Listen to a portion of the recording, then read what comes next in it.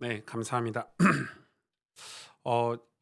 온라인으로 인터넷으로 이렇게 이 예배하는 게 참 쉽지 않은 것 같아요. 제가 몇몇 분들에게 물어보니까 이렇게 이 컴퓨터가 이렇게 없는 가정들은 그냥 이렇게 조그만 핸드폰 가지고 이렇게 놓고 예배를 하신다 하더라고요. 그게 얼마나 답답한 일입니까, 솔직히. 핸드폰 하나 이렇게 놓고 예배하는 게 쉽지 않고. 그나마 조금 집에 이제 자녀들이 신앙생활 좀 하고 좀 도움을 받는 친구들은 이제 요즘 인터넷 TV로 해서 큰 TV 화면으로 이렇게 이 영상을 이렇게 띄워 놓고 예배드리면 그나마 조금 낫고, 또 믿지 않는 가족들과 같이 지내는 우리 성도님들은 혼자 이제 골방에 같은 데서 이렇게 이어폰 꽂고 핸드폰으로 이렇게 예배하는 분들도 참 많으신 것 같아요. 쉽지 않죠. 쉽지 않고. 그리고 이제 오랫동안 교회를 안 나오다 보니까 교회 오면 아침 일찍 일어나서 화장도 하고 옷도 갈아입고 뭐 차도 운전해서 이렇게 이 가족들하고 예배도 나와서 예배드리면 이렇게 되겠지만, 이제 오랫동안 이제 인터넷으로 예배하다 보니까 '아이고 뭐 나중에 들으면 되지 뭐. 이따 예배 끝나고 오후에 들으면 되지. 내가 바쁜 일 해 놓고 저녁에 메시지 들으면 되지.' 이런 마음들도 좀 생긴다고 하시더라고요. 그럴 수밖에 없겠죠. 그래서 실시간으로 생방송으로 이렇게 예배하는 걸 많이 놓치는 분들도 많이 계시고, 어 우리가 조금이지만 그런 것들을 이렇게 포기해 버리면, 그런 것들에게 익숙하게 우리 삶을 우리 몸을 맡겨 버리면은 나중에는 이 돌아올 수가 없습니다, 여러분. 그런 게 얼마나 무서운 건지. 그래서 우리 가스펠 성도들이 우리 소그룹 안에서도 조금 더 잘 챙기고, 또 부모님들도 잘 챙겨서, 강압적으로 하라는 건 아니지만 예배는 지켜야죠, 우리가. 예배는 하나님 앞에서 우리가 보이지 제가 보지 않는다고 해서 하나님은 여러분의 이 삶들을 감찰하고 계시니까, 우리 예배만큼은 온전히 하나님 앞에서 정직하게 드리고, 또 하나님이 그때 우리를 보호하시고 우리를 위기 때 우리를 어떻게 인도하시는지 그런 것들을 경험하는 우리 가스펠 모든 성도들 되시길 바랍니다. 새해 하나님 주시는 신앙이 더 깊어지고 하나님 주시는 은혜가 더 풍성해지는 한 해가 되시기를 바랍니다. 이사야 20장입니다. 이사야 20장 1절에서 6절을 제가 대신 봉독해 드립니다. 아수르의 사르곤 왕이 다르단을 아스도스로 보내매 그가 와서 아스돗을 쳐서 취하던 해니라. 그때 여호와께서 아모스의 아들 이사야에게 말씀하여 이르시되, 갈지어다. 내 허리에서 배를 끄르고 내 발에서 신을 벗을지어다 하심에 그가 그대로 하여 벗은 몸과 벗은 발로 다니니라. 여호와께서 이르시되, 나의 종 이사야가 3년 동안 벗은 몸과 벗은 발로 다니며 애굽과 구스에 대하여 징조와 예표가 되었느니라. 이와 같이 애굽의 포로와 구스에 사로잡힌 자가 아스루 왕에게 끌려갈 때 젊은 자나 늙은 자가 다 벗은 몸과 벗은 발로 볼기까지 드러내어 애굽의 수치를 보이리니, 그들이 바라던 구스와 자랑하던 애굽으로 말미암아 그들이 놀라고 부끄러워 할 것이라. 그날에 이 해변 주민이 말하기를, 우리가 믿던 나라 곧 우리가 아스루 왕에게 벗어나기를 바라고 달려가서 도움을 구하던 나라가 이같이 되었은즉 우리가 어찌 능히 피하리요 하리라. 아멘. 오늘은 애굽과 구스에 관한 연장선의 그런 말씀입니다. 이 아스루의 사르곤 왕이 어 이 다르다는 사람 이름은 아니고요. 직책인데, 다르단을 이 아스돗, 이 블레셋 나라의 블레셋의 한 성이거든요, 아스돗은. 거기를 이제 쳐서 취하던, 완전 멸망시켰던 그 해에 하나님이 이 아모스의 아들 이사야에게 또 나타나셔서 어떤 말씀을 주셨는지, 그 말씀에 어떤 의미가 있는지 오늘 좀 살펴보려고 합니다. 이 여러분 깨진 유리창의 법칙이라는 이 책도 있죠. 책도 있고 아주 이 유명한 이론이 있습니다. 이 깨진 유리창의 법칙이라는 이론이 있는데, 이 예를 들어서 뭐 차량의 이 자동차의 유리창 일부가 깨지면 사람들은 주차되어 있는 차의 유리창이 깨져 있으면 '그 차는 버려진 차인가 보다. 타지 않는 차인가 보다.' 하고 이 차 안에 물건들도 막 훔쳐가기도 하고 차를 뭐 더 함부로 막 돌도 던지기도 하고 뭐 그런다는 거죠. 그런 심리 이론을 이야기합니다. 저 집이 유리창이 깨져 있어. 집이 너무 지저분하고 더럽고 가꾸지 않았고 유리창이 깨져 있으면 사람들은 그 집에 사람이 안 사는 줄 알고 거기다 뭐 쓰레기도 버리고 뭐 돌도 집어 던지고, 더 이 금방 더 이 환경이 안 좋아진다는, 사람들의 심리가, 저게 뭐 깨진 유리창 하나만 봐도 심리적으로 사람들이 어 그 저 집은 완전히 사람도 안 살고 완전히 부서진 집이네 하고 더 부신다는, 완전히 나머지 모든 걸 파괴한다는 심리 이론이 바로 깨진 유리창의 이론이라는 겁니다. 그런 책도 있고 논문도 있고 그렇죠. 이 깨진 유리창의 법칙 이론은 미국의 그 범죄학자인 이 제임스 윌슨과 조지 켈링이 1982년 3 월에 이 발표를 해서 이 이론이 생겨났습니다. 그들의 이 주장의 핵심이 저는 충분히 일리 있다고 생각합니다. 이렇게 그들이 얘기했습니다. 만일 한 건물에 유리창이 깨어진 채로 방치되어 있다면 다른 유리창들도 곧 깨어질 것이라는데 사회심리학자들과 경찰관들은 동의하곤 한다. 이런 경향은 잘 사는 동네에서건 못 사는 동네에서건 마찬가지다. 한 장에 방치된 깨진 유리창은 아무도 신경 쓰지 않는다는 신호이며, 따라서 유리창을 더 깨는 데 대한 아무런 부담이 없다라고 이런 이론을 발표를 했습니다. 이런 이론을 발표하고 이 이론을 이제 적용한 게 이제 1980년대 뉴욕에서, 이 뉴욕이라는 도시는 연간 60만 건의 중범죄가 일어났다고 합니다. 그러니까 이 미국의 뉴욕이라는 데를 저는 가봤는데, 제가 갔을 때도 범죄가 심상치 않았고 도시가 굉장히 시끄럽고 이 서울보다 훨씬 더 지저분한 도시였는데, 이 1980년대 뉴욕의 이런 사진들을 보니까 와, 뉴욕의 할렘가 같은 데도 있고 범죄가 연간 60건도 아니고 600건도 아니고 6,000건도 아니고 6만 건도 아니고 60만 건의 중범죄가, 살인도 허다하고요. 그 당시에 가장 큰 범죄 그 원상이 됐던 게 뉴욕의 지하철이었다고 하더라고요. 이 사진 한번 보여주실래요? 뉴욕의 지하철이, 그 당시 80년대 뉴욕 지하철이 이랬습니다. 그러니까 사람들이 여기다 낙서를 하고 다니니까, 낙서가 돼 있으니까 더 낙서를 하고 어 여기서 이제 사람들이 돈을 뺏고, 그래 지하철을 사람들이 탈 수가 없을 정도로 이 뉴욕의 지하철 할렘가 이런 데는 지저분하고 범죄가 많고 마약을 하고 사람을 죽이기도 하고, 여기서 사람에게 이 총을 들이밀고 돈을 뺏어도 누구 하나 말리는 사람이 없을 정도로, 그래서 그 당시에 경찰들이나 국가에서는 손을 댈 수 없는 곳이 바로 뉴욕의 지하철이었다고 합니다. 그래서 이것 때문에 너무 골치가 많았는데, 이 깨진 유리창의 법칙을 이 경찰서에서 이 경찰관들이 그걸 받아들여 가지고요. 이 심리학자들의 도움을 받아 가지고 뉴욕의 범죄를 줄이기 위해서 그래서 이제 국가에선 뉴욕의 범죄를 줄이기 위해서 대대적으로 투자를 해 가지고요. 범죄와의 전쟁을 일으켰지만 범죄를 잡을 수가 없었다고 합니다. 그래서 이 심리학자들의 도움, 이 사소한 이 작은 이론인 깨진 유리창의 법칙을 적용해 가지고 경찰들이 뭘 했냐면 이 지하철의 낙서부터 지우기 시작했다고 합니다. 별거 아니잖아요. 그전에는 막 범죄자들과 전쟁을 하고 막 소탕 작전을 벌였는데도 범죄가 더 많이 늘고 더 심각해졌는데, 이 경찰들이 뭐 하기 시작했냐면 이 페인트 하나 들고 이 지우개 하나 들고 지하철 벽이나 지하철 안에 있는 그런 벽들에 이 낙서를 지우는 거를 경찰들이 이제 하기 시작했다고. 그건 사람들이 비난하고 난리였대요. 경찰들이 총 들고 이 범죄자들과 이 마피아들과 싸워야지 지금 페인트 지우고 다니냐 하고 비난하고 난리였나 봐요. 실제. 그래서 막 여론이 좋지가 않았대요. 그럼 경찰들이 갑자기 "왜 그러냐. 페인트 들고 다니고 이러냐." 이랬다는 거예요. 그래서 수많은 사람들, 매스컴들이 그 경찰국을 조롱하고 경찰이 할 일이 없어 가지고 "지하철 낙서나 지우고 다닌다." 이런 식으로 말을 했다는 거예요. 그런데 그때 데이비드 건이라는 이 경찰국장이, 뉴욕의 경찰국장이 정말 우직하게 이 지하철 낙서 지우기 운동에 직접 국장부터 같이 동참해서, 그래서 연일 투자해 가지고요. 그 6천 대나 달하는 지하철의 모든 낙서를 하나하나 다 지우기 시작했다고 합니다. 이 놀라운 일이 벌어졌죠. 진짜 놀라운 일이 벌어졌습니다. 이 아주 작은 거잖아요, 낙서 하나 지우는 게. 어 그 낙서로 인해서 범죄자들이 지하철로 몰려들었고 할렘가로 몰려들었는데, 그 낙서를 지우기 시작하면서 어떻게 됐냐면, 놀라운 게 처음에는 아무 변화도 없는 것 같고 범죄율이 줄어드는 것 안 같지만은 그다음 해인 2 년째 해던 해에 범죄가 급격하게 줄어들었습니다.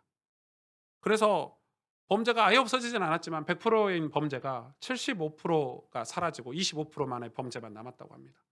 놀라운 일이 벌어진 거죠, 사실은. 그 총과 칼로 수많은 공권력으로 이 범죄자들을 차단했을 때는 범죄가 더 늘었었는데 60만 건에서 약 20만 건까지 범죄가 줄어들었다고 합니다. 겨우 낙서 하나 지웠는데요. 겨우 낙서 하나 지웠는데. 그게 깨진 유리창의 법칙이 아주 유명한 이 사건 중에 하나입니다. 여러분 이거는 우리의 신앙도 마찬가지가 아닐까요? 어, 우리의 삶도 마찬가지죠. 유리창 하나 깨진 거 보고 그냥 우리는 무심결에 무관심하고 별로 그걸 중요하지 생각하지 않고 그냥 지나치는데 그게 나중에는 거기에 더러운 오물도 모이고 그쵸? 죄도 거기에 모이고 우리 사람도 그렇잖아요. 교회 성도들 중에 누가 연약하고 아프고 또 불신앙을 하고 그러면 우리 다들 모른 척하고 지나가지만 그러면 그거에 나중에 번지고 커지고 늘어나고 음 그런 것 같아요. 이 작은 법칙이지만 오늘 말씀을 제가 이사야서 20장 말씀을 준비하면서 이 많이 와닿은 말씀인데 오늘 내용을 좀 살펴보겠습니다. 오늘 20장 1 절에 보니까 아수르의 사르곤 왕이 다르단을 아스도스에 보내매 그가 와서 아스도스를 쳐서 취하던 해니라. 그때가 어떤 때인지를 보여주는 거죠. 지금 하나님이 이사야에게 아주 특별한 명령을 내리시는데 그 해가 어떤 해인지를 보여주는 거예요. 이 해에 벌어졌던 이 해. 아주 중요하죠. 이 아스도스는 블레셋의 도시예요. 블레셋은 아수르에게 대항해서 반란을 일으켰죠. 이 때문에 아수르가 이 아스돗이라는 장군, 지금으로 말하면 장군을 보내서 이 아스돗의 왕을 폐위시키죠. 그리고 이 블레셋의 도시 아스돗에는 이 야만이라는 사람이 있었는데 이 야만이라는 사람이 애굽과 에디오피아에 가서 이 동맹을 맺어옵니다. 그러니까 이 아스돗은 블레셋에 소속된 도시지만 블레셋은 이미 쇠락기를 겪고 있고 이 아수르에게 대항을 할 수 없는 나라인데 도시인데 이들이 애굽과 구스, 에디오피아를 힘입어서 투쟁을 계속한 거죠. 그리고 심지어 이 아스돗은 유다의 이 동맹까지 기다리고 있던 그런 상황이었습니다. 그런데 애굽은 전쟁에서 이 아수르에게 패했고 에디오피아 구스도 애굽에게 이길 수가 없었죠. 결국 블레셋의 아수르는 그해 이 다르단에 의해서 완전히 정복을 당했습니다. 그리고 에디오피아 구스로 피난했던 야만인은 이 아수르에게 끌려가서 처분을 당했고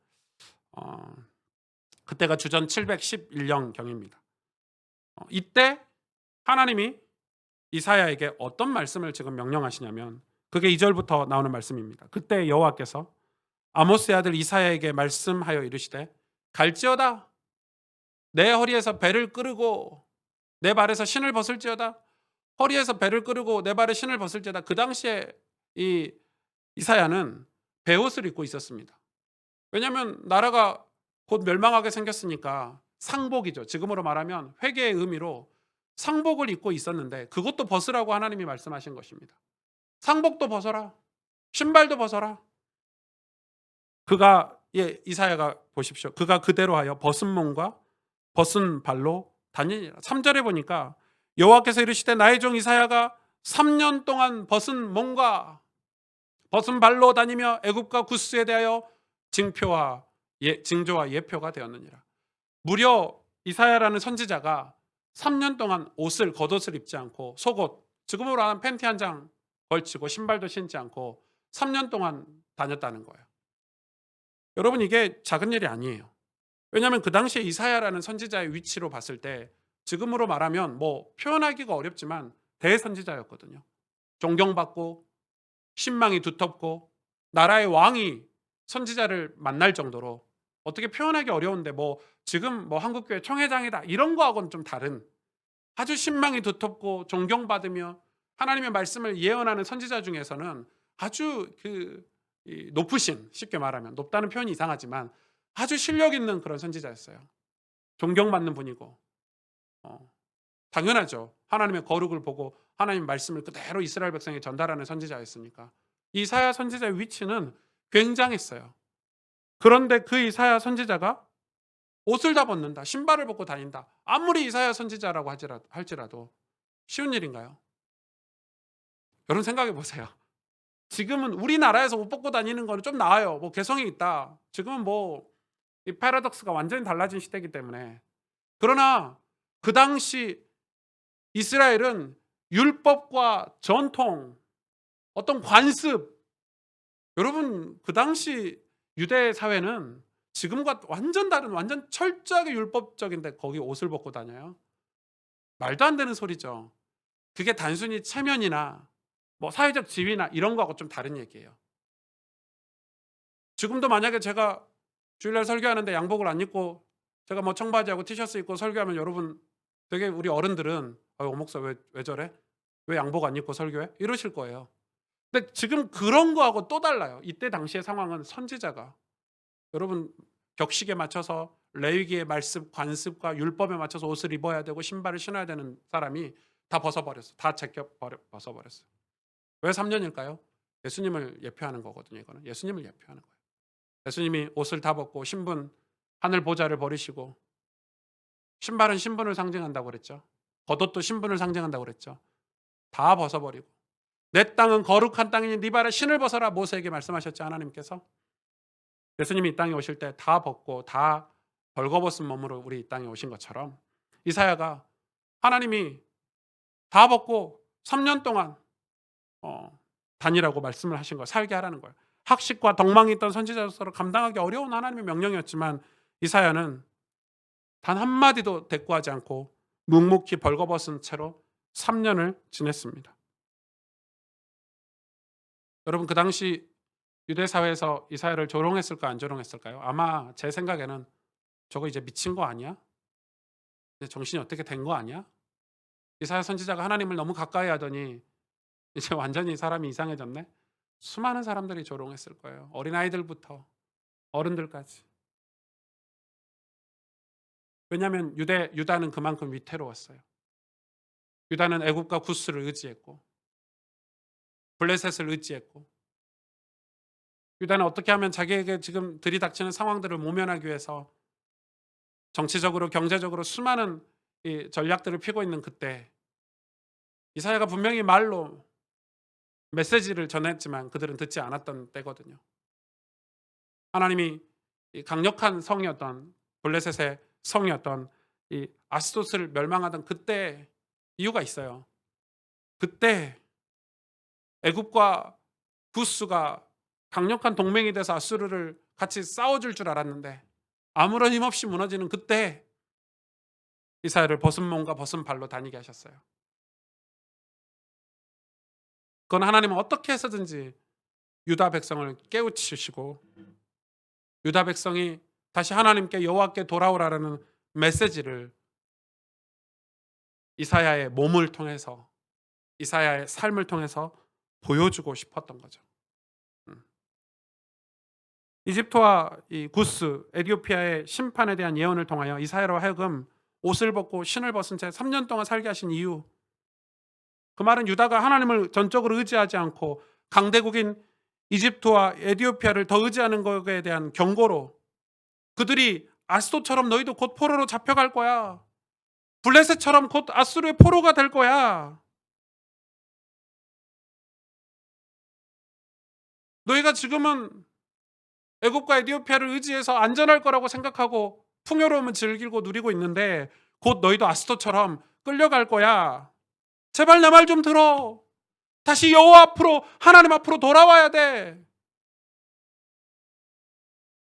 그거를 말로 해서 듣지 않았던 이스라엘 백성들에게 옷을 다 벗겨서 3년 동안 다니게 하시면서 그 수치심을 보여주는 것이죠. 너희가 이런 수치를 당할 거야. 근데 사실은 사람들은 몰랐을 거예요. 이사야가 수치를 당한다고 생각했죠. 그게 곧 자기들의 수치라는 걸 몰랐을 거예요. 우리가 입고 있는 겉옷, 우리가 신고 다니는 신발, 그 당시로 말하면 신분과 권세, 삶의 풍요로움들 다 겉옷으로 신분을 확인하는 때거든요. 그때는 외투로.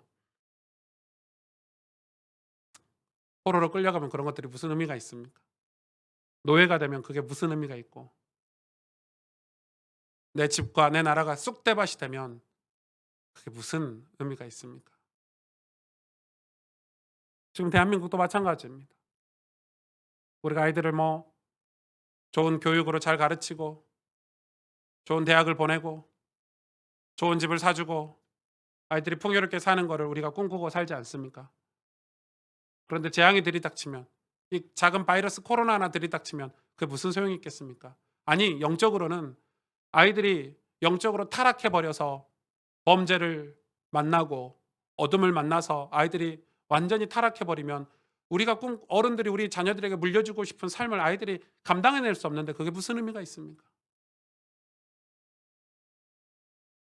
어제 그것이 알고 싶다 보셨습니까? 어린아이, 제가 앞전에 보여줬던 사진의 아이가 어떻게 죽었는지 보셨죠? 1살짜리가 학대당하는 거 보셨죠?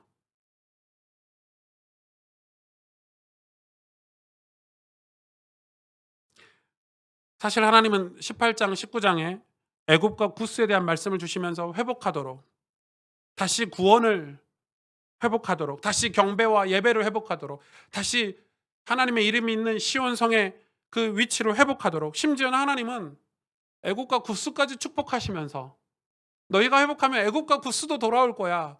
애굽과 구스도 하나님을 경배할 거야. 예물을 가지고 올 거야. 라고 축복하셨는데 이 유다는 듣지 않았습니다. 블레셋의 대단한 도시 중에 하나였던 이 아스돗이 함락되는 걸 보면서도 여전히 애굽과 구스는, 또 유다는 이 그 심각성을 인지하지 못했습니다. 나는 괜찮겠지. 우리는 괜찮겠지. 아, 블레셋은 아직 멸망했지만 아직은 애굽과 구스가 우리에게 있잖아. 유다는 그렇게 애굽과 구스를 철저하게 의지했습니다. 아직 심각성을 인지하지 못한 거예요. 이때 하나님은 이사에게 벌거벗은 것을 요구하십니다. 이건 무슨 말이냐면 말이 아니라 몸으로 보여주라고 하십니다. 말로 듣지 않으니까, 깨닫지 않으니까 몸으로, 삶으로 메시지를 전달하시는 것입니다. 마치 하나님이 우리에게 율법을 주시고 말씀을 주시도 이스라엘 백성이 깨닫지 않았지만 그 말씀이 육신이 되어 예수 그리스도가 이 땅에 오신 것과 같습니다. 3년이라는 시간, 그리고 그가 완전히 벌거벗고 이 선지자 노릇을 했다는 건 다 예수님을 징표하는 것 중에 하나입니다. 이사야는 그 하나님의 뜻을 깨닫고 순종했습니다. 저는 이런 회개망측한 명령을 저에게 지금 현재 그대로 내리신다면, 오 목사 옷을 다 벗어 네가 속옷만 입고 3년을 살아 이러면은 저는 못할 것 같아요. 여러분 하실 수 있겠어요? 우리는 막 의미를 해석하겠죠. 그 옷을 벗는다는 게 꼭 진짜 옷을 벗으라는 거가 아니고 무슨 다른 해석들을, 뭐 알레고리적인 해석도 하고 풍유적인 해석도 하고 하나님 말씀을 다 난도질해 가지고 '아, 하나님 뜻은 그게 아닐 거야. 설마 우리에게 그러실까?' 다 이렇게 이 각자의 해석으로 하나님 말씀을 외면하겠죠. 이사야는 단 한마디 거절도 하지 않았습니다. 단 한마디 다른 의미가 있는지 물어보지도 않고 즉석에서 옷을 벗고 벗은 발로 다니기 시작했습니다. 역사 자료에 보니까 이사야가 시장을 지나갈 때, 길거리 저작거리를 지나갈 때 수많은 아이들이 뒤따라다니면서 조롱했다고 합니다.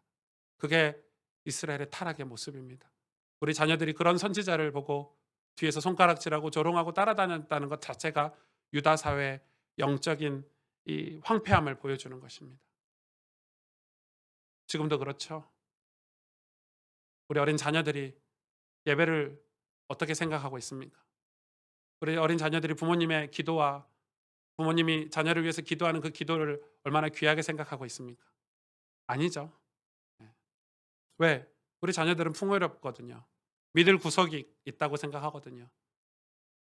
그때 이사야 선지자가 옷을 다 벗고 이 양발을 벗고 신발을 벗고 맨발과 벗은 몸으로 다녔다는 것은 꽤나 충격적인 사건 중의 하나입니다. 저는 이 말씀을, 이 수치스러움, 사실 예수님이 이 땅에 오셔서 이 수치스러움을 당하셨잖아요. 보좌의 그 왕이신 하나님의 보좌의 그 옷을 다 벗으시고 이 땅에 오셨는데 3년 동안 공생의 사역을 하시면서 얼마나 사람들이 예수님을 조롱했습니까? 네가 우리의 구원자야? 네가 우리의 왕이야? 왕이면 왕처럼 행동해봐. 이러면서 조롱했죠. 심지어 마귀도, 사탄도 와가지고 예수님을 조롱했습니다. 모든 사람들이 예수님을 다 조롱했습니다. 그런데 그런 조롱은, 그런 사람들의 그런 수치스럽게 하는 것들, 그런 것들은, 그런 것들이 아무리 있어도 예수님은 꿈쩍도 하지 않았습니다. 그리고 예수님 하나님 말씀에 순종하셨고 그 순종이 그들을 살렸습니다. 이사야의 순종이 그들을 경고하고 그들에게 회개를 촉구하게 되는 메시지가 됐고, 유다 사회 안에 숨겨져 있던, 잠잠해 있던 신앙을 깨우고 기도를 깨우는 촉매제가 됐습니다. 사람들은 내 주변에서 어떤 일이 일어나든 신경 쓰지 않습니다. 그게 타락한 시대의 모습입니다. 당장 내 일이 아니라고 생각하기 때문입니다. 내가 겪은 일이 아니면 그 심각성을 인지하지 못하는 시대를 저와 여러분은 지금 살고 있습니다. 언론에서 나오는 수많은 사건 사고들이 나하고는 상관이 없다고 생각합니다. 나만 잘 먹고 잘 살면 되고 나만 안전하고 나만 평화로우면 된다고 생각하는 게 이 나라 사람들의 모습이고 우리 교회의 모습이 아닙니까? 선교지가 어떻게 굶어 죽어가고 있는지, 영적으로 얼마나 황폐해져 가고 있는지 한국 교회가 관심을 끄는 지가 오래됐습니다. 자기 교회 잘 먹고 잘 사는 거에 신경을 쓰느라고 우리 병들고 가난한 이웃들이 어떻게 살고 있는지 신경 쓰지 않는,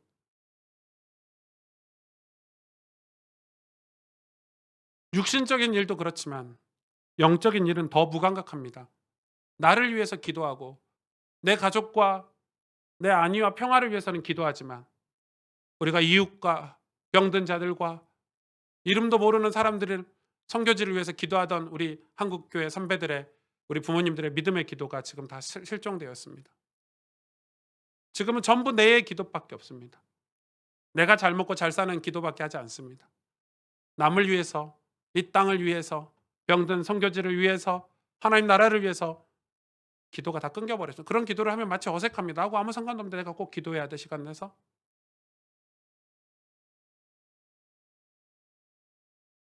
하나님께서 교회와 그리스도인들에게 그 순종을 요구하시지만 대부분은 그 수치스러움을 감당하려고 하지 않습니다. 왜냐하면 그런 사역들은 대부분 힘들고 어렵기 때문입니다. 힘들고 어려워서 안 하는 것도 있지만 다들 마음속에 '그게 될까? 그게 가능해?' 아무도 그런 생각 때문에 깨진 유리창을 고치려고 하지 않습니다. 지하철에 낙서를 지우려고 시도조차 하지 않죠. 제가 신학교에 갔는데 제가 예수님 믿은 지 2년 반 만에 신학교를 갔잖아요. 그러니까 제가 뭐 성경을 읽어본 적이 있어요. 뭐 신학교의 구조나 어떤 이 목회자가 된다는 과정 이런 거 다 이해도 못한 채 그냥 고등학교 때 잠깐 한 2년 반 뜨거웠던 그 열정으로 신학교를 갔는데, 신학교 가서 거의 뭐 초토화됐습니다. 초토화됐다는 표현이 좀 이상하지만 제가 완전 무너진 거죠. 무너진 거죠. 어 저는 그때 이제 이 제 모습을 보고 '내가 할 수 있을까? 내가 이 목회를 할 수 있을까? 내가 하나님의 사람으로 쓰임 받을 수 있을까? 나에게는 이렇게 부족한 것들 투성이고.' 어디서 시작해야 될지 모르겠더라고요. 어디서부터 시작해야 될지 모르겠더라고요. 그때 진짜 좋은 선배를 만났어요. 저는 그 선배를 잊지 못해요. 이름도 기억하고 그 선배하고 이렇게 커피 한잔 하면서 학교 운동장에 앉아서 대화했는데 그 선배가 하는 얘기가 뭐 여러 가지 얘기를 했지만 저에게 작은 것부터 시작하라는 거예요. "네가 그렇게 고민하고 갈등하고 무너져서 원망하고 비참하게 네 인생을 포기하고 있는 시간에 뭘 하나라도 시작하라는 거예요. 성경도 읽기 시작하고 기도도 시작하고, 아니 네 인생이 앞으로 이제 20 년밖에 안 산 네 인생이 앞으로 살 날이 얼마나 많은데 벌써 네가 비관적으로 그런 생각을 하냐면서, 누가 이 신학교 오면서 완벽하게 갖춰서 온 사람이 누가 있냐면서, 한 달에 한 권씩 책도 읽고 성경도 읽기 시작하고 이제 시작하라면서, 그게 10 년, 20년 뒤에 어떤 열매가 맺힐지. 저는 그 선배의 도움을 받았어요. 여러분 진짜 놀랍죠? 우리는 이 다들 '그게 될까? 그게 가능해?' 예. 근데 저는 그런 걸 너무 많이 경험했어요. 제가 한 달에 한 권씩 책을 읽기 시작하는데, 물론 나중에는 이제 한 달에 20권, 30권 이렇게 읽은 때도 있었고, 뭐 지금 그렇게 읽지 못하지만 한 달에 한 권만 책을 읽어도요. 1년이면 12권이에요. 12권 읽은 사람과 한 달에 야, 그 한 권 읽어서 내 인생이 변화되겠어 하는 사람과 12권 차이가 나죠. 1년이면. 10년이면 120권 차이가 납니다. 30년이면 36권에 360권의 지식 차이가 나 버립니다. 우리는 근데 아유, 이거 한 권 읽은다고 내 인생이 변화되겠어? 근데 그냥 단순히 책 얘기가 아닙니다. 성경도 똑같고. 여러분, 우리가 부정스럽게 부정하고 불신앙하고 아무것도 안 된다고 원망하고 있는 동안에 누구는 하나님 말씀을 읽고 기도합니다. 하나님 응답해 주세요. 하나님 역사해 주세요. 하나님 우리 가정, 저는 포기할지라도 하나님은 포기하지 말아 주세요. 하루에 5분씩만 기도를 해도요. 그게 10년이면요. 그 기도가 쌓여서 우리 가정의 역사가 일어나겠습니까? 안 일어나겠습니까? 근데 많은 그리스도인들이 그게 될까? 그게 가능해? 사실은 그거는 핑계고 힘들고 어려운 사역이라고 우리도 즐겨야 되는데, 우리도 말이 유다 백성, 우리는 특별하게 하나님의 백성이고 유다 백성이고 구원받은 백성이라는 생각, 정체성 다 잃어버리고 우리도 아수르처럼 살고 싶어. 사실 그게 본심 아닙니까? 우리도 애굽처럼 축복받고 싶어. 우리도 구스처럼 물질적인 축복받고 지혜롭고 싶어. 그게 유다의 본심 아닙니까? 그래서 이사야가 와서 하나님의 말씀 심판의 메시지를 전할 때마다 비웃었습니다. 에휴, 지금 우리가 이렇게 평화로운데 무슨 심판이 온다고, 무슨 포로 같은 소리 하고 있냐고. 우리가 지금 얼마나 강력한 이 연대를 하고 있는데, 애굽을 의지하고 구스를 의지하고 있는데, 아수르 괜찮다고, 그 먼 나라의 얘기라고, 먼 미래의 얘기라고. 이사야가 하나님 말씀을 전달할 때마다 비웃고 그의 말씀을 어기고 심각성을 인지하지 못했습니다. 그런 하나님께서 이사야를 다 벌거벗게 만드신 것은 오늘날 우리에게 주신 메시지가 굉장히 크다는 걸 여러분 아셔야 됩니다.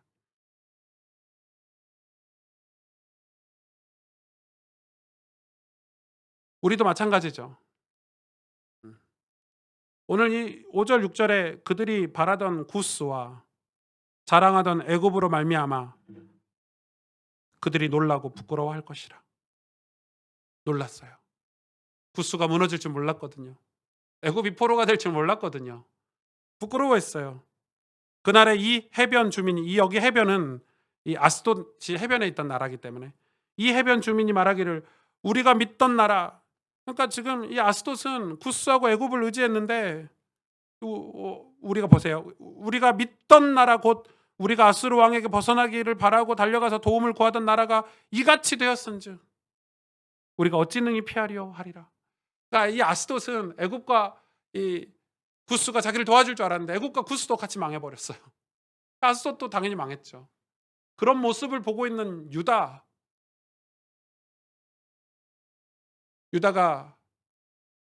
애굽과 구스를 의지하고 아스돗을 의지할 게 아니라 그들의 깨진 유리창을 고치고 치유하고 그들에게 심판의 메시지를 전달하고 주의 복음을 전달하는 사역을 했어야 되지 않을까요?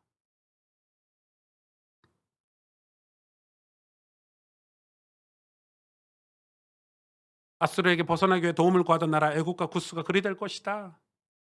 우리가 의지하는 것이 얼마나 약한지, 얼마나 별게 아닌지, 결국 유다도 이 옷을 다 벌거벗은 채로 포로로 끌려가게 될 것이다 라는 메시지입니다. 우리도 이사야와 마찬가지로 일반 상식으로는 절대 할 수 없는 행위를 만약 하나님께서 우리에게 요구하신다면 우리는 어떻게 해야 될까요? 그러면 우리가 절대 할 수 없는 행위가 무엇입니까? 옷을 벗는 건데, 신발을 벗는 건데, 그게 무엇인가요? 크리스찬들에게, 교회에게. 지금 한국 교회가 수많은 세상과 접촉하고 세상의 문화들이 들어와서 교회 어떤 운영이라든지 교회가 세워져 가는 모든 과정들이 다 세속화됐는데, 하나님 우리에게 다 옷을 벗으랍니다. 내 생각, 내 주장, 내 학식 다 벗으랍니다. 뭐라고 합니까? 순종하라고 얘기하십니다. 하나님 말씀을 그대로 있는 그대로 세상에 전하라고 말씀하고 계십니다. 과감하지 말고, 우리 보고 재해석하지 말고 주의 말씀을 그대로 전하라고 말씀하고 계십니다. 저는 제가 그 예수님을 처음 믿었을 때가 90년대잖아요. 신학교를 이렇게 갔는데 제 신학교가 우리나라에서는 이 경건주의, 뭐 율법주의 이런 걸로 탑되는 신학교입니다. 부산에 있는 신학교가. 학교 가서 반바지도 못 입겠습니다, 신학생들.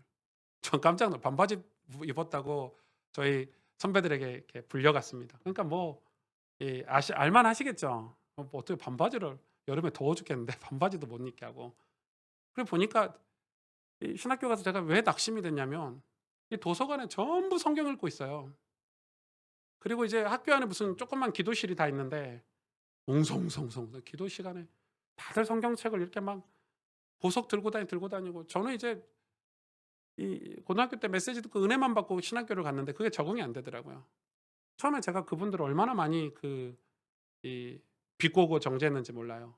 아유, 복음도 모르는 사람들이 저렇게 기도하고 성경 읽는다고 막 이러면서 비꼬고 했는지 몰라요. 그걸 저는 율법이라고 생각했어요. 경건주의라고 생각했어요. 제가 세월이 많이 지나서 지금 그때를 되돌아보니까 아니죠. 야고보 사도가 이 얘기했어요. 행함이 없는 믿음은 죽은 믿음이라고 했어요. 여러분 잘 생각해 보세요. 그 시절에는 지금처럼 논리적이거나 학식이 뛰어나거나 뭔가 굉장히 클리어하게 깔끔하게 정리된 복음 메시지가 아니었을 수도 있어요. 그러나 우리 선배들, 우리 부모님들은 그 막 정리정돈된 복음 메시지가 아니었지만 그 예수님으로 인해서 구원받고 죄에서 벗어난 거, 죄사함 받고 하나님을 만난 거, 천국 갈 수 있다는 거로 너무 기뻐했어요. 너무 기뻐. 그래서 하나님을 사랑하고 교회 몸된 교회를 사랑하기 위해서 얼마나 많은 헌신을 했는지 몰라요. 그 사랑의 표현이 그들에게는 말씀을 읽는 것이었고 성경에서 말씀을 읽으라고 하니까 시간을 정해놓고 기도하는 거였어요. 그걸 보고 우리는 조롱했어요. 아, 껍데기다면서. 아니요. 지금은 한국교회 여러분 유튜브만 가봐도요. 얼마나 화려한 메시지들이 많은지 몰라요. 얼마나 다양한 설교들이 많은지 몰라요. 얼마나 정리정돈된 설교와 해석들이 많은지 몰라요. 그런데 여러분 지금 기독교인의 삶에 경건이 있습니까? 주님 사랑하는 행함이 있습니까? 아버지 하나님을 사랑한다는 하나님의 영광을 위해서 사는 삶의 모양이 조금이라도 남아 있습니까? 그때는 기독교가 교회가 세상의 빛이었어요. 희망이었어요. 지금은 기독교 뭐라고 얘기하면 불신자들이 말뿐이지 않냐는 애들. 원수를 사랑하라면서 가난하고 병든 자를 사랑하라면서 너네들이 가난하고 병든 자를 사랑한 적 있냐? 너희 배를 채우기 급급했지. 로마서 16장의 말씀처럼. 아첨하기 급하지 교회들이. 권력에 줄서기 바쁘지. 사람들 비유 맞추기 바쁘지. 목사인 저는 오늘 이 말씀을 가지고 엄청난 회개를 했습니다.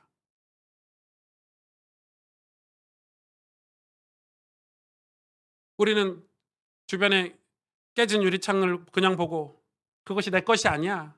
나하고 상관없어. 그런데 점차 그것들은 내 교회, 내 가정, 내 나라까지 악한 영향력을 끼친다는 걸 우리는 지금 경험하고 있지 않습니까? 교회도 마찬가지입니다. 이사야가 옷을 벗었습니다. 순종이기도 하지만 말로 다할 수 없는 상태의 그들에게 삶으로 보여주기 위해서 하나님 말씀을 순종이라는 삶으로 보여주기 위한 메시지인 것입니다. 옷을 벗었다가 중요한 게 아니라 어떻게 벗었냐가 중요한 게 아니라 하나님 말씀에 순종하는 그 삶이 우리는 이해 못하죠. 하나님 그렇게 명령하셨는데 그게 옷 벗고 다닌다고 해서 그들이 회개하겠습니까? 옷 벗고 다닌다고 해서 그들의 삶에 갑자기 대역사가 일어나겠습니까? 아니요. 지금 그 메시지가 아닌 거예요. 그 이사야가 하나님 말씀에 순종한 것 그 자체가 엄청난 힘이 있는 것입니다. 지금 한국 교회는 저와 여러분은 저를 비롯해서 하나님 말씀을 액면 그대로 받아들이지 않습니다. 우린 너무 많은 변명이 있습니다.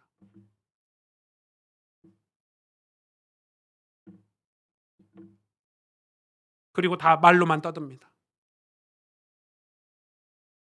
말로만 다 떠들고 그 말로만 떠들고 목사들도 끝입니다. 그리고 성도들도 말로만 떠들면 아멘 해놓고 끝입니다. 거룩과 전혀 상관이 없는 삶. 하나님 앞에 옷을 벗고 신발을 벗어야 될 그 거룩과 전혀 상관없는 삶.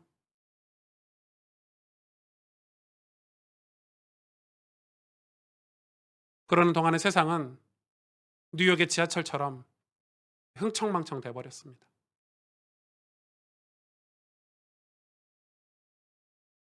고린도서 4장 13절에서 18절에 이렇게 기록하고 있습니다. 기록된 바 내가 믿었으므로 말하였던 것 같이 우리가 같은 믿음의 마음을 가졌으니 우리도 믿었으므로 또한 말하노라. 주 예수를 다시 살리시니까 예수와 함께 우리도 다시 살리사 너희와 함께 그 앞에 서게 하실 줄 아노라. 이는 모든 것이 너희를 위함이니 많은 사람의 감사로 말미암아 은혜가 더하여 넘쳐서 하나님께 영광을 돌리게 하려 함이라. 그러므로 우리가 낙심하지 아니하노니 우리의 겉사람은 낡아지나 우리의 속사람은 날로 새로워지도다. 우리가 잠시 받은 환난에 경한 것이 지극히 크고 영원한 영광에 중한 것을 우리에게 이루게 함이니 우리가 주목하는 것은 보이는 것이 아니요 보이지 않는 것이니 보이는 것은 잠깐이요 보이지 않는 것은 영원함이라. 아멘. 우리가 이 시대 다시 회복해야 될 것은 우리의 속사람이 날로 새로워지는 것입니다. 여러분, 우리는 보통 한 해를 시작하면 수많은 다짐들을 하죠. 실제로 그 다짐들을 한 해 돌아오면서 했는지. 다행히 우리 교회는 작년 한 해 성경을 읽기 시작했고 또 많은 성도들과 함께 기도를 시작했다라는 데 큰 의미를 둘 수 있겠습니다. 그런데 이제 보통 이 믿음이라는 게 마음이죠. 중심에서 나오는 게 맞습니다. 그러나 그 중심에서 나오는 믿음이 행함으로 연결이 안 되면 그 중심에 있는 믿음이 진짜인가 가짜인가 의구심을 가질 수 있겠죠. 맞잖아요. 내가 무엇을 좋아하면 그 좋아하는 것을 얻으려고 내 표현이 되듯이 내 마음에 하나님을 사랑한다, 내가 주의 말씀을 믿는다라는 것은 행함으로 따라와야 되는 거죠. 그래서 야고보 사도가 행함이 없는 믿음은 죽은 믿음이라고 한 것입니다. 우리의 삶으로 복음이 드러나지 않으면 우리가 정말 복음을 사랑하고 복음을 지키려고 하는가 우리가 의심해 봐야 되는 거 아닐까요? 솔직히 제가 신학교 다닐 때 그 사람들 비난하고 비웃었지만 제가 성경을 읽고 하루에 1시간 기도하는 게 얼마나 힘들든지 주님 사랑한다고 복음을 깨달았다고 얘기는 하지만 실제로는 그들 반도 못 따라가는 제 모습을 보고 그때 진짜 많이 낙심했거든요. 지금도 그러잖아요. 하루 종일 핸드폰 들고 있어요. 지금 문화는. 저도 하루 종일 핸드폰 들고 있어요. 핸드폰이 없으면 불안할 정도예요. 근데 핸드폰으로 나쁜 것을 하는 건 아니에요. 메시지도 듣고 이걸로 사람들과 소통도 하고 뭐 많은 걸 해요. 밥 먹을 때도 핸드폰을 심지어 들고 있어요.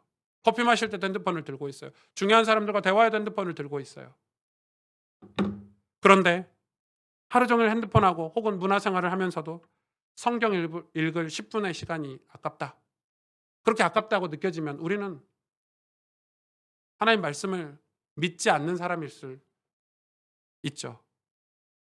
또 이런 것도 있어요. 내 돈 벌어서 내가 막 쓰는데 사람들은 막 돈을 벌어서 막 써요. 차도 사고 집도 사고 옷도 사고 하고 싶은 거 막 해요. 뭐 커피도 마시고 맛있는 것도 먹으러 가요. 저도 한 달에 식비가 수십만 원씩 나와요. 코로나 때문에 얼마나 많은 배달 음식을 시켜 먹는지. 그런 건 당연하다고 생각해요. 그런데 복음을 전하는 일에 가난하고 병든 선교지에 돈 10,000원 후원하는 일은 너무너무 벌벌 떨면서 아까워해요. 한 달에 10,000원 후원하는 게 아깝대요. 그거 취소하는 분들도 계세요. 그렇지, 10,000원이 없어서 진짜 힘들어서 취소할 수도 있겠지만 제가 보편적인 얘기를 하는 거예요.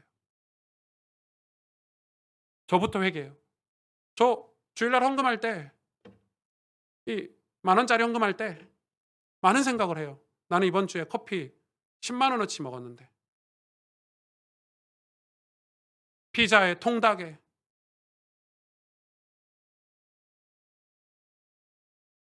내 삶은 수많은 계획들을 세워요. 놀러 갈 계획도 세우고 사람들과 만나서 놀 계획도 세우고 그러나 일주일에 단 1시간, 1시간이 뭐예요? 일주일에 단 30분도 기도 무릎 꿇지 못하는 영성을 가졌다면 그건 우리 시대가 그 당시 유다 시대와 똑같다는 거예요. 별반 다르지 않아요. 그런 시대가 돼버렸어요. 차라리 80년대, 90년대 메시지가 지금처럼 유튜브도 없는 시대, 목사님 설교가 듣기 너무너무 지루한 그런 시대에 주님 사랑하고 구원에 감사해서 나라를 위해서 기도하고 민족을 위해서 기도하고 후대를 위해서 눈물로 기도하던 그 권사님들과 장로님들의 그 기도가 있던 그 시대에, 그리고 성경을 늘 가방에 넣어 다니면서 틈만 나면 성경을 읽고 사람들에게 복음을 전하려고 교회를 소개하고 말씀을 전하던 그 시대가 훨씬 더 힘있고 능력 있는 시대가 아니었습니까? 삶을 다 잃어버렸어요. 우린 무엇을 놓치고 지금 살고 있을까요? 말뿐인 메시지, 말뿐인 교회, 말뿐인 복음, 말뿐인 경배. 저는 어젯밤에 설교 준비를 다 끝내놓고 한 새벽 1시쯤 됐더라고요. 정신이 없었어요, 이번 주에. 집에 가면 아이들하고 있어야 되고 또 교회 행정하고 막 어제 하루 종일 정신이 없었는데 설교 준비 다 끝내놓고 1시에 드디어 제 시간을 가지게 됐어요. 그리고 2021년도에 내가 어떻게 하면 하나님 이름에 합당한 영광을 돌려드릴 수 있을까? 내가 내 이 부족한 연약한 제 삶이지만 어떻게 하면 최선을 다해서 하나님을 예배하고 하나님께 기도하고, 그래서 메모를 했어요. 내가 일주일에 몇 분 기도하고 있지? 나는 일주일에 어떻게 성경을 읽고 하나님 말씀 묵상하고 있지? 그리고 나는 어떻게 하나님 앞에 예물을 드리고 내가 어떻게 교회를 사랑하고 성도를 사랑하는 표현을 어떻게 하고 있지? 그래, 2021년도에는 이런 부분 갱신해야 되겠구나. 책은 이렇게 읽어야 되겠고 성도들 신방은 이렇게 해야 되겠고 내가 성경은 이렇게 읽어야 되겠구나. 그리고 나는 이런 부분을 좀 고쳐야 되겠구나. 내가 좀 짜증내는 거, 내 마음이 조금 이렇게 이 불평하고 원망하는 것들 다 어제 기록했어요. 새벽 3시 됐더라고요. 여러분, 그렇게 정리해도 다 지키지 않을 수 있어요. 그러나 저는 2021년도를 이 어둠에게, 악한 영들에게 제 삶을 뺏기고 싶지 않아요.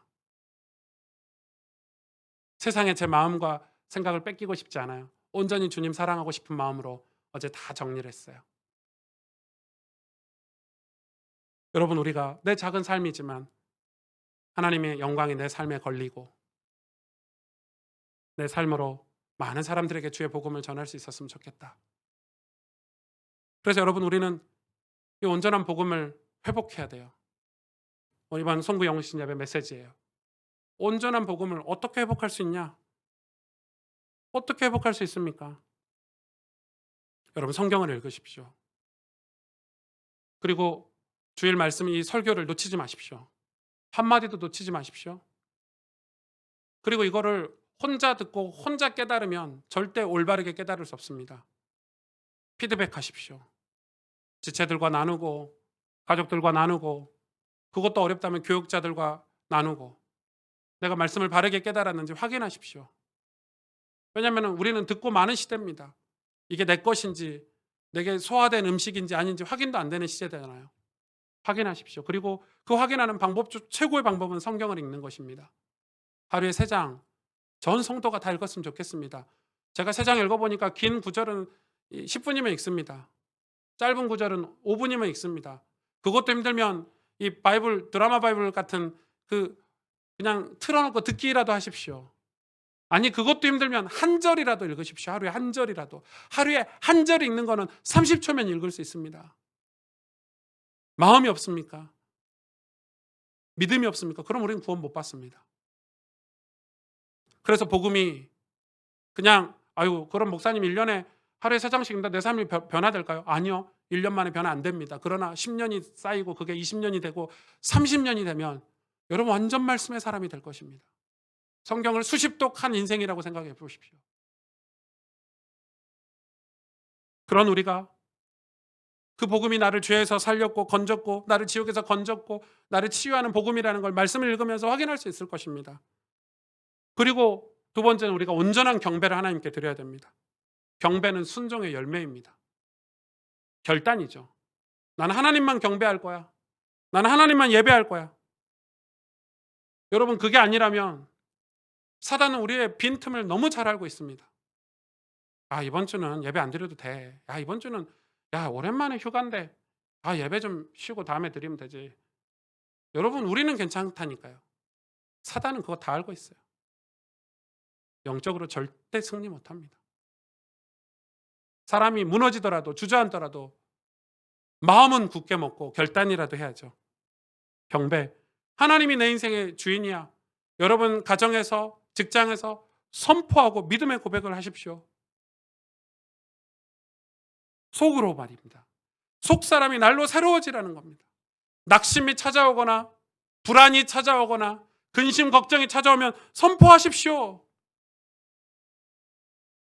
죄에 대해서 선포하십시오. 나는 더 이상 너희의 종이 아니야. 난 더 이상 너희에게 휘둘리지 않을 거야. 나는 하나님의 백성이야. 나는 구원받은 하나님의 자녀야. 여러분, 믿음을 결단하십시오. 그 고백, 입술로 고백하는 그 경배와 예배가 찬송하고 감사함을 표현하는 그것들이 여러분 삶을 엄청난 힘 있는 삶으로 변화시켜 놓을 것입니다. 아침에 일어나시면 찬송부터 부르시고요. 아침에 일어나시면 오늘 하루 나는 믿음으로 살겠다고 결단부터 하십시오. 무릎을 꿇고. 우리 다시 우리의 삶이 능력 있는 삶으로, 힘 있는 삶으로 다시 회복돼야 되지 않겠습니까?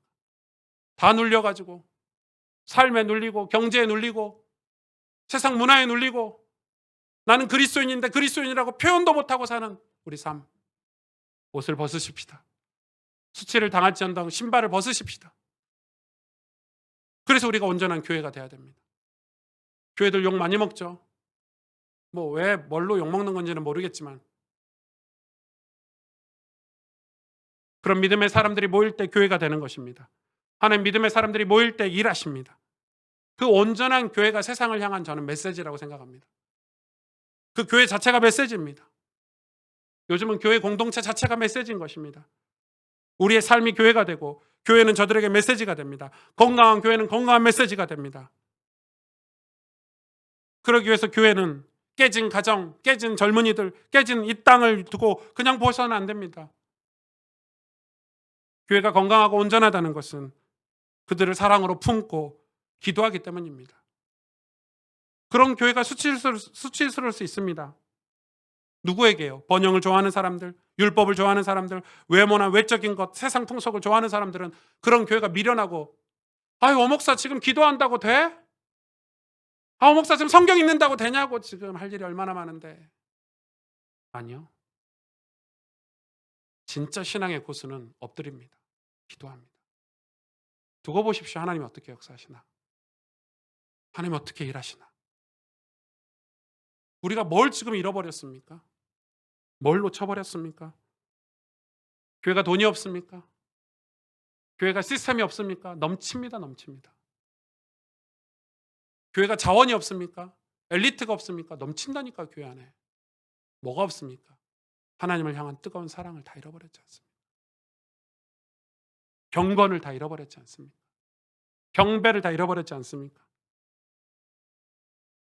수치스럽다고 이야기합니다. 기도하는 게. 그런데 우리는 그런 수치 신경 안 씁니다. 왜냐하면 오늘 고린도서에 말씀하고 있습니다. 우리가 주목하는 것은 보이는 게 아닙니다. 우리가 주목하는 것은 보이는 게 아닙니다. 보이지 않는 것입니다. 보이는 것은 잠깐이지만 보이지 않는 것은 영원합니다. 구원을 위해서, 우리 자녀들이 예수 믿게 하기 위해서, 이 땅에 다시 신앙생활하기 위해서 우리는 힘있게 복음을 회복하고 경배를 회복해야 되고 이 교회가 다시 회복돼야 된다고 저는 확신합니다. 그걸 위해서 교회는 헌신하는 것입니다. 보이지 않는 것을 위해서 헌신하는 것입니다. 여러분, 교회가 무너진다고 생각해 보십시오. 내 자식들이, 내 후대들이 갈 교회가 없다고 생각해 보십시오. 교회가 무너지면 이 땅에 누가 복음을 전하고 누가 이 땅을 위해서 눈물로 기도하겠습니까? 다들 외면하면, 다들 그냥 지나치면, 다들 그냥 나 몰라라면 그게 점차 커져서 우리 집까지, 내 자녀들까지 영적인 게 온다는 것을 왜 생각 못 하십니까? 누가 대신 해줄 수 있습니까? 아무도 나서지 않습니다. 그런데 한 분이 나섰습니다. 옷을 벗고 신을 벗었습니다. 이사야가 아닙니다. 예수님입니다. 교회는 예수님을 머리로 한 지체들의 모임입니다. 그래서 우리도 예수님을 따라 그 길을 가는 것입니다. 이 땅에 죽어가는 영혼을 살리기 위해, 주의 복음을 전하기 위해 수치를 무릅쓰고 우리의 신분을 벗고 우리의 권세를, 세상 권세를 내려놓고, 여러분, 교회 안에 신분과 명예가 무슨 소용이 있습니까? 교회 오시면 다 벗으시길 바랍니다. 가스펠 교회 와서는 예수 믿는 사람이지, 주님 사랑하는 사람이지, 우리의 신분, 명예 다 벗으시길 바랍니다. 주님이 말씀하십니다. 낙심하지 말고 감사로 은혜가 넘치게 하여 하나님께 영광을 돌리게 하라. 낙심하지 말고 감사로 은혜가 넘치게 하여 하나님께 영광 돌리게 하라. 속사람을 새롭게 하라는 것입니다. 속사람이 새로워져야 우리 삶이 변화됩니다. 속사람이 새로워져야. 그래서 여러분, 올 한 해 우리가 다시 우리의 삶으로 전하는 메시지가 회복되기를 원합니다. 우리 주변에 깨진 유리창이 있는지, 와, 이미 포기 상태입니다. 뉴욕 지하철처럼. 포기하지 마십시오. 다시 낙서도 지우고 깨진 유리창을 다시 갈아 끼우고. 여러분 집에 혹시 깨진 유리창이 있습니까? 여러분 삶에 깨진 유리창이 있습니까? 그래서 포기하고 낙심하고 아유 될 대로 되라 하고 신앙생활 포기하고 살고 있지는 않습니까? 다시 시작하십시다. 다시 성경 읽고 다시 예배하고 다시 하나님께 도우심을 구하고 은혜를 구하고, 그래서 우리 삶이 다시 하나님의 능력으로 힘 있는 삶으로 세상에 메시지가 될 만큼 우리의 삶이 믿음의 삶으로 변화되기를 주님의 이름으로 축복합니다. 함께 기도하겠습니다.